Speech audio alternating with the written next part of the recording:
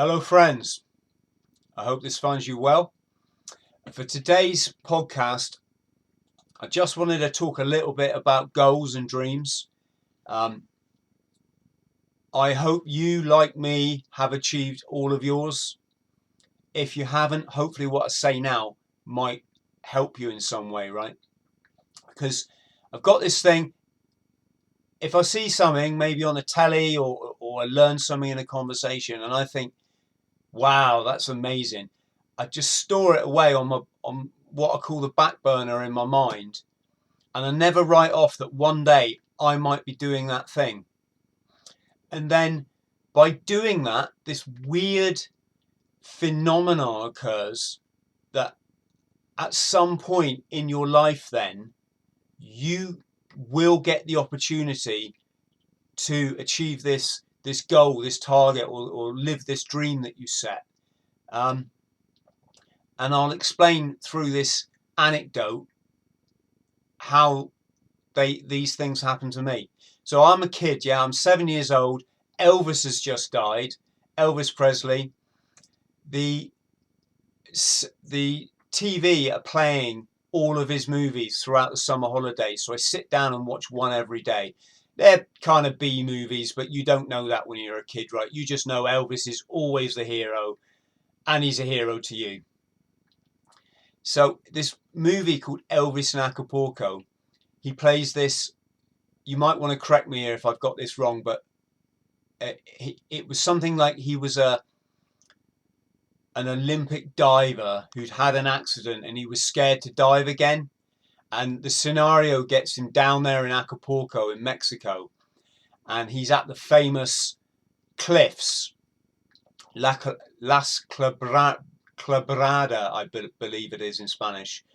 And the history behind this cliff is it forms one side of a tidal lagoon, so it's huge swells coming in from the, just checking my map here, always have a map on your wall. If you want to travel, you want to go places, have a world map, or a globe is even better. Got one here, I got one there, I got double. So yeah, Mexico, what are we talking here? It's Pacific Ocean, isn't it? These swells come in from the Pacific. You get these monster waves coming into the lagoon, and it pushes the water up the cliffs, and then they sink down. And that movement is about 20 feet. So a part of this amazing trick that the Mexicans do is they dive into this lagoon. It's like a 20-foot dive down. Then they battle this swell and swim across as the waters move, this body of water's moving up. Then they climb up a 42-meter high cliff on the other side. When they get up that cliff, they pray to Jesus and Mother Mary. There's an altar there with a statue of Mary and a baby Jesus, and they put flowers on it and incense and all that kind of religious paraphernalia, and they'll get up, they'll pray, and then they go and do their dive. And they do their dives from different heights. The top is 42 meters. Now, to give you an idea, that's pretty much higher than most of these dives you can Google on or you can see on YouTube, right? It's the same height as the Tamar suspension bridge in Plymouth. And the Tamar is where people go and throw themselves off to kill themselves. So it's high, right? And they'll either dive off there, or they'll dive from another series of like 2 or 3 stages down. Sometimes they'll dive off backwards and do a somersault. But one of the sort of famous things is you have to time it with the wave coming in. If you don't, you're going to hit the rocks and sand at the bottom. And this tradition goes back to years back, certainly I'm going to say a century back, right, where young local people, probably fishermen, Acapulco would have been a fishing village back in the day, they climbed up this cliff and they dived off, I'm guessing to prove their manlyhood, right? What are you doing? You crazy? Maybe We'll soon find out.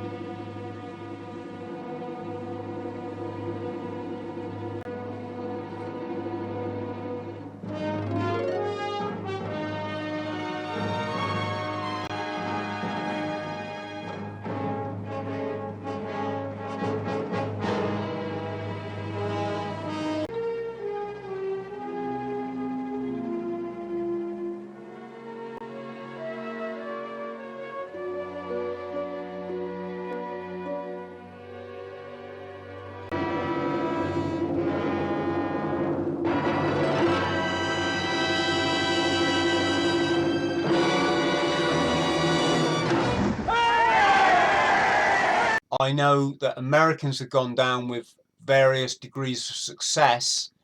I think some people have really badly sort of hurt themselves.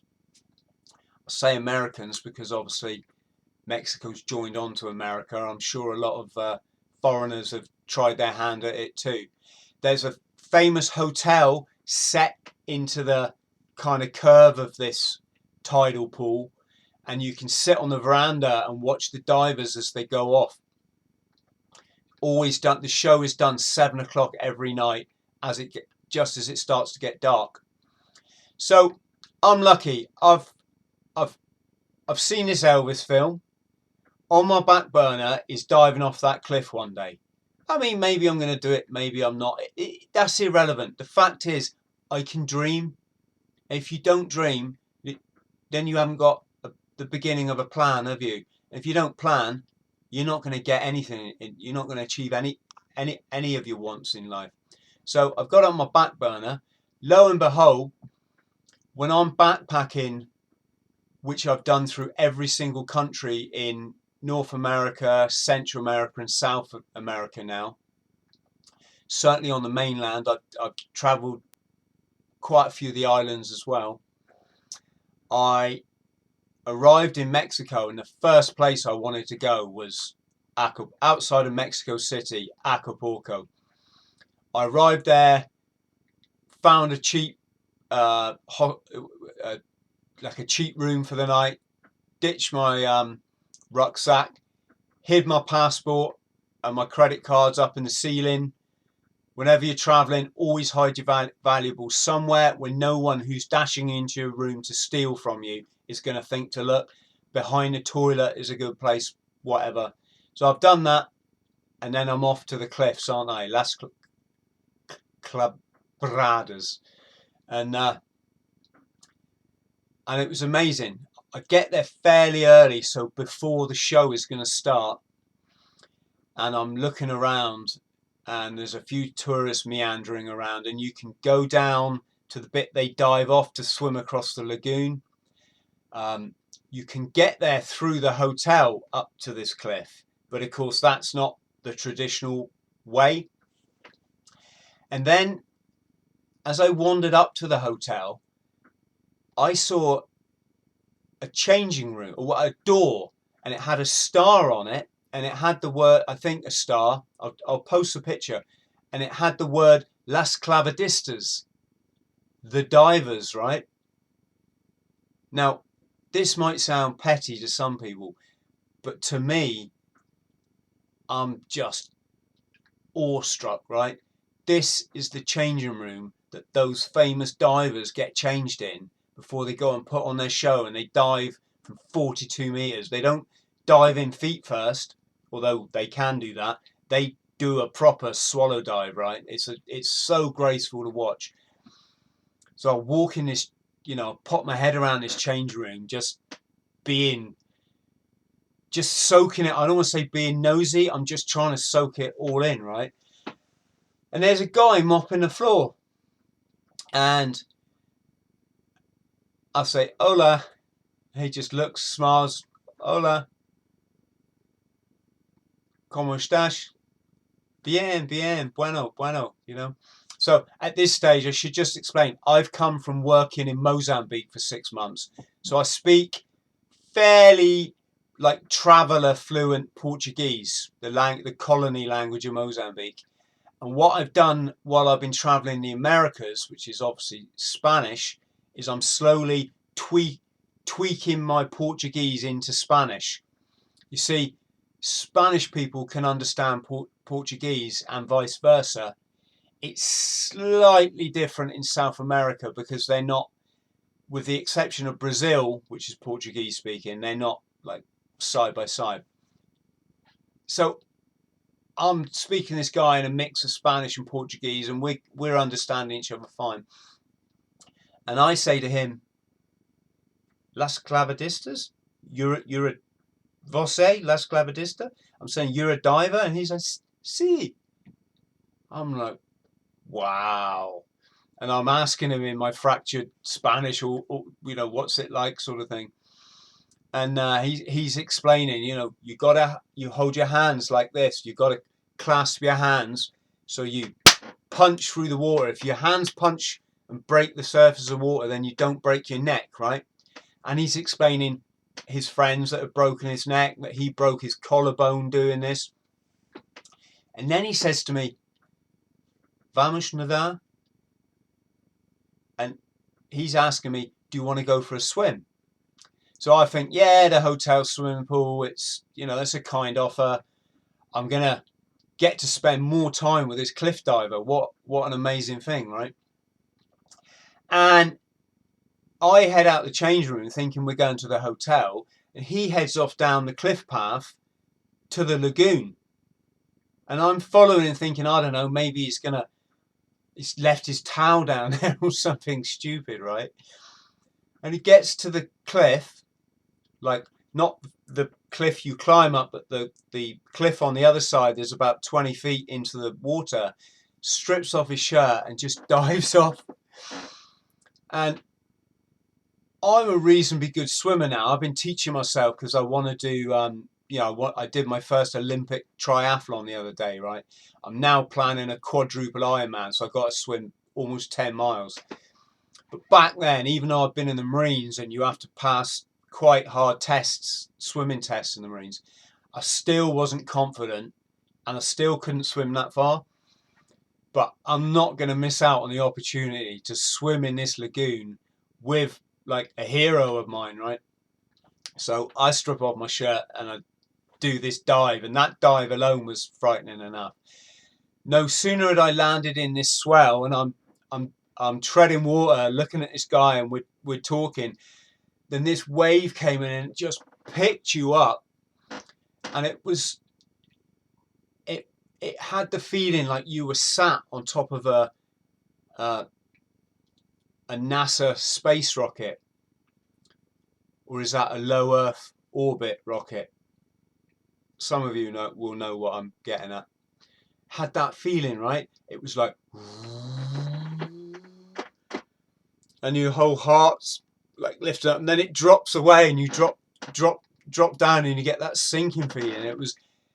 It was quite spectacular, but it was quite frightening, because it's not just taking you up and down, it's taking you 10, 20 meters that way, then rushing you back 20 meters towards offshore again, right?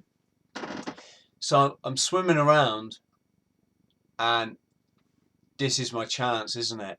This is my chance to dive off the cliff. And if you know me, you know I'm never going to give up. I'm never going to give up that chance, right?